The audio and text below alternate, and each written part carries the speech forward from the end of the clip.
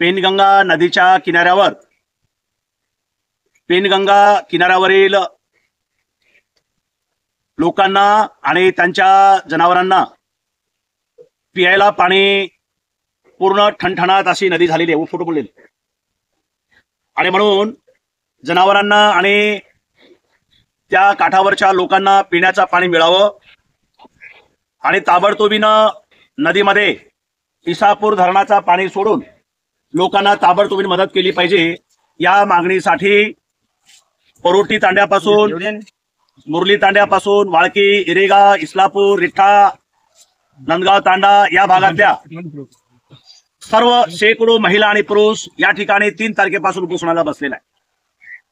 या दोन्ही भागातील दोन्ही खासदार, हिंगोली लोकसभा मतदारसंघाचे खासदार, यवतमाळचे खासदार, यवतमाळच्या बाजूला उमरखेड तालुक्याचे आमदार, किनवटचे आमदार माननीय भीमरावजी केराम साहेब, खासदार आमचे हदगावचे नागेश पाटील साहेब, आमदार कोळीकर साहेब आणि यांच्यासह नांदेड जिल्ह्याचा कलेक्टर आणि यवतमाळ जिल्ह्याच्या कलेक्टरला त्यांनी निवेदन देऊन या ठिकाणी आमरण उपोषणाला बसलेला आहे।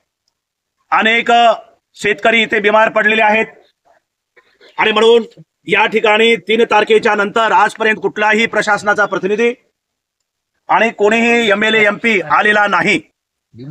आणि म्हणून लोकशाही राज्यामध्ये जनतेच्या मताने निवडून गेलेले सगळे प्रतिनिधी आणि लोकशाही राज्यामध्ये प्रशासन चालवणारे सर्व अधिकारी यांच्याकडे महाराष्ट्र राज्य किसान सभेच्या वतीनं मी कॉम्रेड अर्जुन आडे, किसान सभेचे महाराष्ट्राचा उपाध्यक्ष या नात्याने ताबडतोबीने मागणी करतो, 24 घंट्यामध्ये पाणी सोडलं पाहिजे आणि हा उपोषण उठवलं पाहिजे अशी विनंती वजा या ठिकाणी प्रशासनाला आणि सर्व पदाधिकारी अधिकाऱ्यांना मी या ठिकाणी देतो आहे। आणि म्हणून जर हे 24 तासामध्ये या ठिकाणी बसलेल्या उपोषणकर्त्यांच्या मागण्यावर जर शासनाने आणि प्रशासनाने निर्णय घेतला नाही तर ही जी लढाई आहे उपोषणाची ती जनआंदोलनामध्ये परिवर्तन होईल। या भागातले हजारो शेतकरी, शेतमजूर किसान सभेच्या झेंड्याखाली आणि जनतेच्या झेंड्याखाली इस्लापूरच्या मुख्य चौकावर नांदेड आणि किनवटकडे जाणाऱ्या मुख्य रस्त्यावरती चक्का जाम आंदोलन करण्यात येईल। आमचे सर्व जनावरे, आमचे सर्व ताणलेले माणसं आम्ही त्या ठिकाणी आणून उभं करू आणि याच्या परिणामी जे काही कायद्याच्या दृष्टिकोनातून ज्या काही गोष्टी उद्भवतील त्याला समग्र प्रशासनाचे प्रतिनिधी म्हणून कलेक्टर साहेब असेल, SDO असेल, खासदार असेल, आमदार असेल आणि महाराष्ट्राचे अतिशय संवेदनशील असा मुख्यमंत्री देवेंद्र फडणवीस साहेब असेल, शिंदे साहेब असतील, जनतेला पाणी देऊ शकत नाही, जनावरांना पाणी मागतोय, सोनं आणि चांदी मागण्यासाठी या ठिकाणी लोक बसलेले नाही आहेत। आणि म्हणून मित्रांनो, महाराष्ट्र सरकार आणि नांदेड जिल्ह्यातले सर्व आणि यवतमाळ जिल्ह्यातले दोन्ही या पेनगंगा नदीच्या आजूबाजूच्या सर्व प्रशासनाने आणि आपल्या अधिकाऱ्यांनी ताबडतोब या गोष्टीची दखल घेतली पाहिजे आणि 24 घंट्यात या लोकांना पाणी सोडा, त्यांना पाणी द्या अशी मागणी मी या सर्वांच्या वतीने करतोय।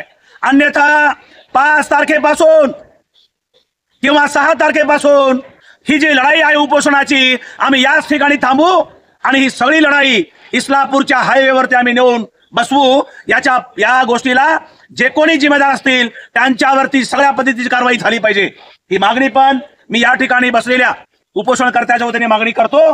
आणि परत एकदा विनंती करतो किनवटच्या SDO ला, किनवटचे तहसीलदार, नांदेड जिल्ह्याचे कलेक्टर, 24 घंट्यात आमची मागणी पूर्ण झाली याचं लेखी उत्तर या ठिकाणी आणून दिलं पाहिजे। आणून देसाल आपल्या सर्वांचं आम्ही अभिनंदन करू आणि आपलं जे काही आहे त्याला आम्ही समर्थन करू। अन्यथा नाविलाज असतो आपल्या सुस्तीप्रमाणे, आपल्या दिरंगाईमुळे आम्हाला ही लढाई लढवावी लागेल। ही लढाई लढवायची पाळी आमच्या या जनतेवर येणार नाही याची काळजी घ्या एवढीच विनंती करतो। आणि 6 फेब्रुवारी पासून हा आंदोलन इस्लापूरच्या हायवेवरती आम्ही चालू, याची दखल सर्वांनी घ्यावी एवढीच विनंती आहे। धन्यवाद। या ठिकाणी बसलेल्या सगळ्या उपोषणकर्त्यांना मी महाराष्ट्र राज्य किसान सभेच्या वतीनं पाठिंबा देतो आहे आणि आपण जे म्हणसाल त्या पद्धतीनं बाकी सगळे लोक तुमच्या पाठीशी उभं करण्याचे शब्द आणि आश्वासन मी या ठिकाणी देतो। आपल्या सर्वांना राम राम, नमस्कार, जय शिवालाल, जय बिरसा, लाल सलाम आणि जय भीम। धन्यवाद।